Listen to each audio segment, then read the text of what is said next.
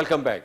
तो हम बात कर रहे हैं हाफिज़ा राबिया नाज साहिबा से, और जैसा कि मैंने ब्रेक पे जाने से पहले कहा कि हम एक या दो या तीन नातें की रिक्वेस्ट करेंगे हाफिज़ा राबिया नाज से। तो राबिया जी, आप आ गई हैं, रमज़ान की भी आमद आमद है, इंशाअल्लाह मौका भी अच्छा है, और अगर एक दो नाते हो जाएं तो मैं समझता हूँ चार चांद लग जाएंगे प्रोग्राम में। बिल्कुल बिल्कुल। तो प्लीज़ आप बिस्मिल्लाह करें। दुरूद शरीफ से ही मैं स्टार्ट लेती हूँ, क्योंकि दुरूद शरीफ के बगैर तो नात स्टार्टिंग से पहले अधूरी है। अल्लाहुम्मा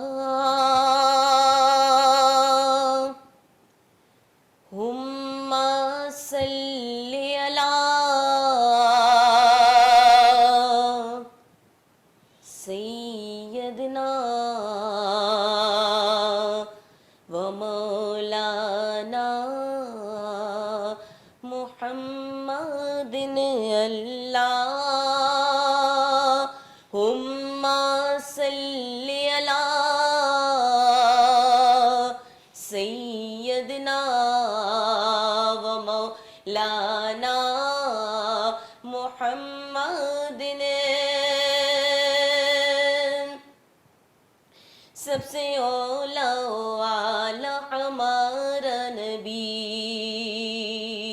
सबसे औला वाला हमारा नबी, सबसे बाला वाला हमारा नबी, सबसे औला वाला हमारा नबी, सबसे बाला वाला हमारा नबी।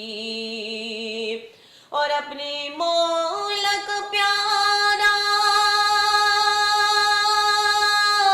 हमारा नबी, दोनों आलम का दूल्हा हमारा नबी। अल्लाहुम्मा सल्ली अला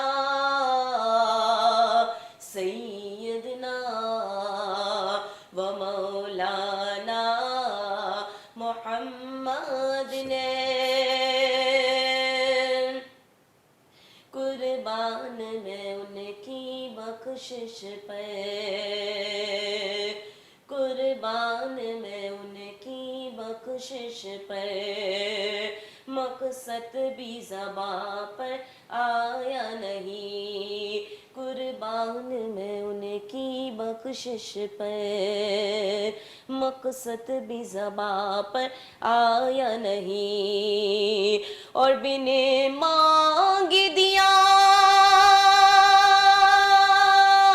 और इतना दिया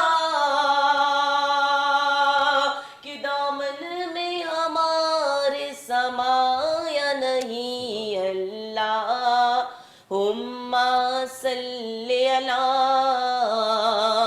सय्यदना व मौलाना मुहम्मदिन।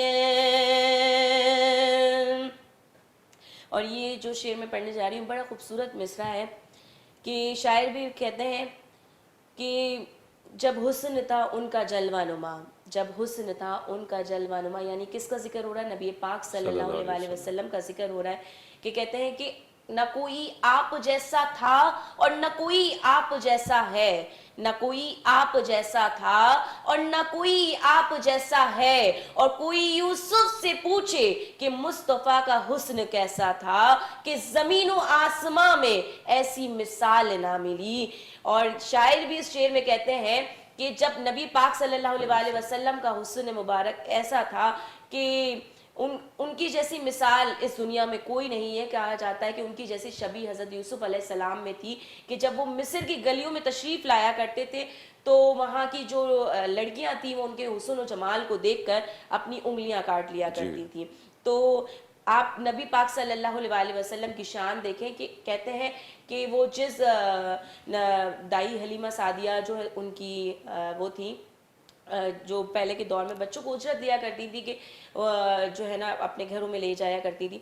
तो ये नबी तय हुआ कि नबी पाक सल्लल्लाहु अलैहि वसल्लम इस दुनिया में आए, और ये तय हुआ कि वो उनको दूध पिलाने के लिए दाई हलीमा सादिया लेकर जाएंगी।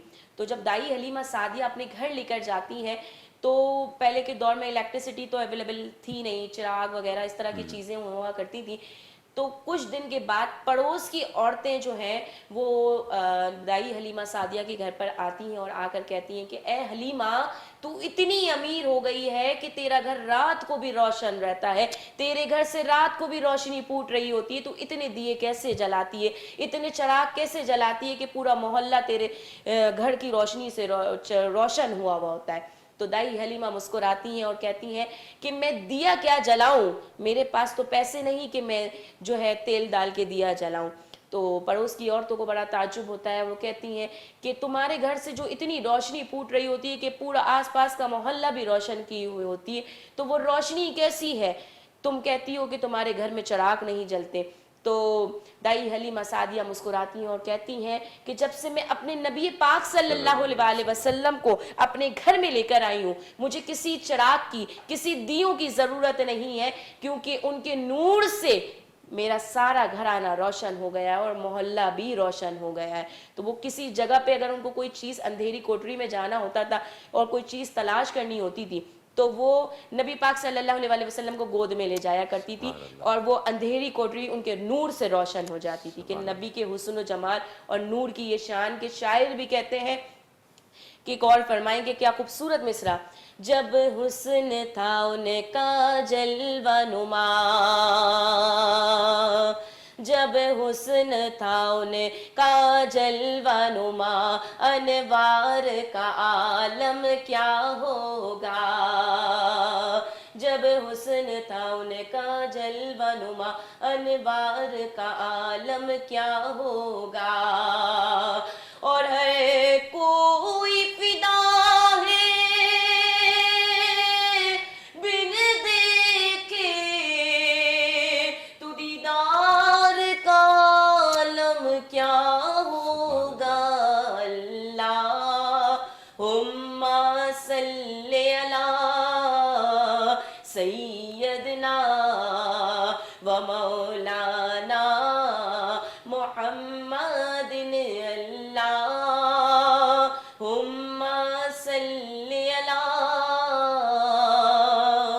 सैयदना व मौलाना मुहम्मदिन। सुभान अल्लाह, माशा अल्लाह, क्या बात है, माशा अल्लाह, बहुत आला। अल्लाह ताला और बरकत अता फरमाए आपके कलाम की अदायगी में, आपके हाफजे में। अब नेचुरली इस तरह तो आपको बहुत सारी नातें याद होंगी, जहाँ तक मेरा ख्याल है। ऐसा ही है ना कुछ, क्योंकि इसके पर भी बड़ी मेहनत और लगन से काम करना पड़ता होगा, क्योंकि ये दीनी मामला है, इसमें ज़ेर ज़बर का फ़र्क भी बहुत, मीनिंग्स चेंज हो जाते जी बिल्कुल। तो बहुत अच्छी बात है, बहुत अच्छा आपने तरीका अपनाया हुआ है।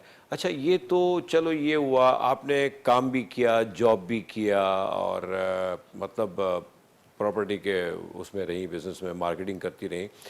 तो मार्केटिंग करती रही, जॉब करती रही आप, इन द मीन टाइम आप लेट आवर्स में आपने शोज़ अटेंड किए, नाते पढ़ी आपने, मॉर्निंग शोज़ आपने अटेंड, ये सारा मैनेज कैसे होता था आपसे?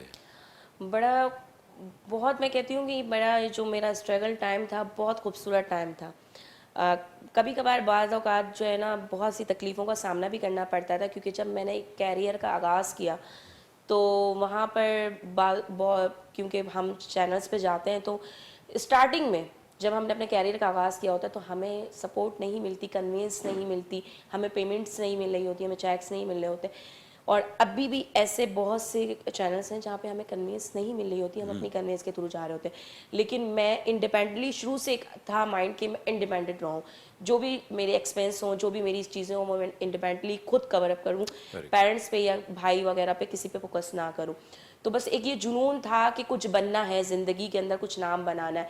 तो जब मैं ये स्ट्रगल कर रही थी और मुझे कन्वेंस नहीं मिलती थी, मतलब एक मुझे जगह जाना है जौहर के अंदर, तो दूसरी जगह मेरी लांडी में चैनल है, तो मतलब बहुत आउट एरिया होते थे Exactly. और फिर मेरे साथ कोई होता नहीं था कि मैं घर से किसी को लेके नहीं जाती थी। हाँ, अगर कोई दूसरी नात को आए और उसको वो भी इनवाइटेड है चैनल से, तो वो चली गई। लेकिन मैंने ये सारा स्ट्रगल जो था ना, ये आने जाने का, और ये एक जगह से, क्योंकि मेरे पास अपनी कोई कन्वेंस नहीं थी उस जी टाइम पे, जी और मैं खुद ही इस तरह स्ट्रगल करती थी, तो बड़ा मुश्किल भी लगता था कि इधर से उधर इस तरह जो है ऑटो वगैरह में मैं इधर से उधर मूव होती थी।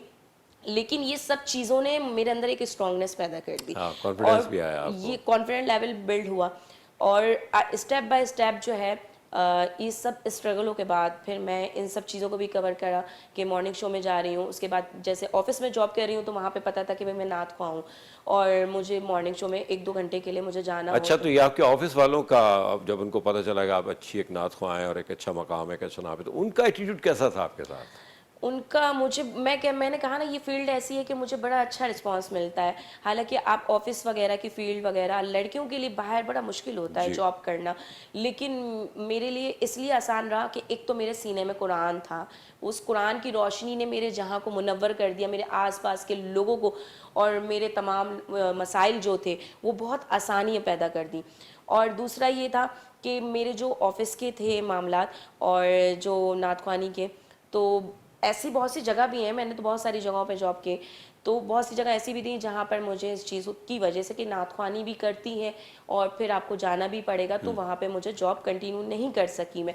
लेकिन बहुत सी जगहों पे मुझे बहुत सपोर्ट मिला कि आप हुजूर की सना ख्वाह हैं, ये तो बड़ी बाइज़ वाली बात है, शर्फ की बात है कि आप हमारे साथ काम करेंगे। फिर मेरा जो मार्केटिंग का फील्ड एक्सपीरियंस था वो बहुत अच्छा था, क्योंकि जब आपके पास इतना बड़ा इल्म आ जाता है ना, तो आप खुद ब खुद रोशन हो जाते हैं, जी जी, अल्फाज एग्जैक्टली। सारे मामलात आसान हो जाते हैं। तो मैंने कभी इस तरह की, मेरी ये फील्ड नहीं थी, मुझे बोलना तक नहीं आता था क्योंकि एक ही थी।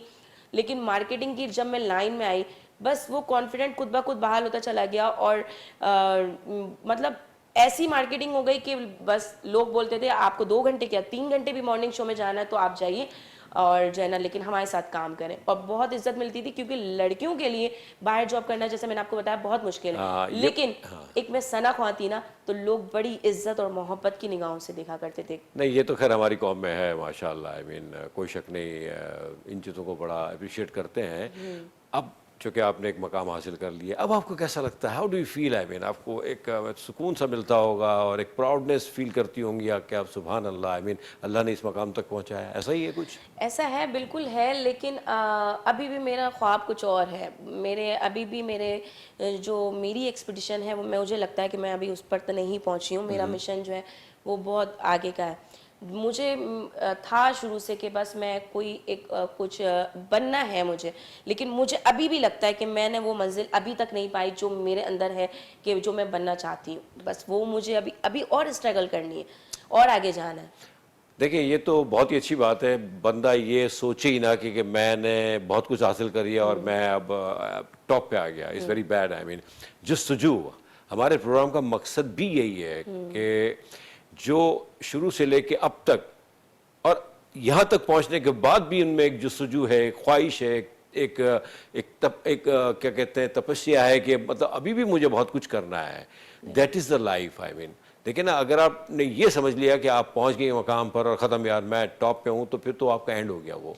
तो ये बहुत अच्छी बात है। आई मीन क्या मतलब क्या क्या मिस कर रही हैं आप? आई मीन आप मतलब जैसे आप कोई चीज़ मिस कर रही हैं, कभी मुझे वहाँ तक जाना, तो कहाँ तक, क्या इंटेंशन है आपका? इंटरनेशनल लेवल पे बात कर रही हैं आप मोस्ट बिल्कुल प्रॉब्ली? इंटरनेशनल लेवल पे नातख्वानी करनी। हालांकि मैं अभी भी आउट ऑफ सिटी वगैरह जाती हूँ, लेकिन इंटरनेशनल लेवल पे वो वाला मुझे चाहिए कि मैं उस लेवल पे जाऊँ। तो बस उसके लिए अभी और स्ट्रगल करनी है। और फिर कि ये जो लर्निंग प्रोसेस होता है ये तो लास्ट टाइम तक रहता ही है, Exactly. इंसान सीखता सिखाता ही रहता है। तो मैं भी अभी तक मैं यही सोचती हूँ कि मैं कहीं कोई मेरा सीनियर बैठा है तो मुझसे कुछ सीख लूँ या कुछ मैं गेन कर लूँ बस। नहीं, जिस तरह से आप कोशिश कर रही हैं ना राबिया, देखें इंशाअल्लाह ताला नो डाउट हर चीज़ का वक्त होता है। यहाँ भी एक वक्त के बाद ही पहुँची हैं, एक मेहनत लगन और जस्तजू के बाद पहुँची हैं। तो इंशाअल्लाह ताला जिस तरह से आपकी सोचें हैं, आपकी मेहनत है, जिसका ब्रॉटअप है, जिस तरह से आपको आई मीन आपके फादर, फिर आपकी वालदा और भाइयों ने सपोर्ट की, तो इंशाअल्लाह ताला वो वक्त भी दूर नहीं जब इंटरनेशनली एक बहुत अच्छा नाम बनाएंगी अपने लिए भी और हमारे इस प्यारे मुल्क पाकिस्तान के लिए भी। होता ये है कि हम बहुत सी ऐसी नातख्वाँ हैं जब वो नातख्वानी करती हैं तो वो डायरेक्ट ऊपर चली जाती हैं, मतलब डायरेक्ट अच्छे चैनल्स उनको हायर कर लेते हैं क्योंकि पीछे सपोर्ट होती है। कोई ना कोई सोर्स पे आगे आती हैं, भले उनके पास आवाज़ हो या ना हो। लेकिन मैं जो गई मेरे पीछे कोई सपोर्ट नहीं थी कि मुझे कोई किसी ने सोर्स लगा के चैनल्स पे बिठा दिया हो। यकीन माने कि जब मैं फर्स्ट टाइम जिस चैनल पर मैं गई थी तो वो मैं अपनी ही सपोर्ट से गई थी, अपने उस पे गई थी। फिर उसके बाद एक चैनल्स के बाद फिर मैं आहिस्ता आहिस्ता जो है ना मुझे चैनल्स मिलते चले गए। देखें राबिया, होता भी ऐसा ही और होना भी यही चाहिए, slow study with the race, क्योंकि जितनी तेज़ी से ऊपर चढ़ेंगे ना इतनी तेज़ी से गिर भी कैसे सकते नीचे हैं। आते यहाँ हम एक छोटा सा ब्रेक लेते हैं और ब्रेक के बाद कंटिन्यू करेंगे, आपसे सुनेंगे मज़ीद और कुछ। तो प्लीज़ आप कहीं जाइएगा मत, बहुत अच्छी महफिल सज गई है आज हाफिज़ा राबिया नाज़ के आने की वजह से। तो एक छोटे से ब्रेक के बाद हम इसको मज़ीद कंटिन्यू करते हैं और इंशाअल्लाह ताला आपको बहुत मज़ा आएगा। Thank you.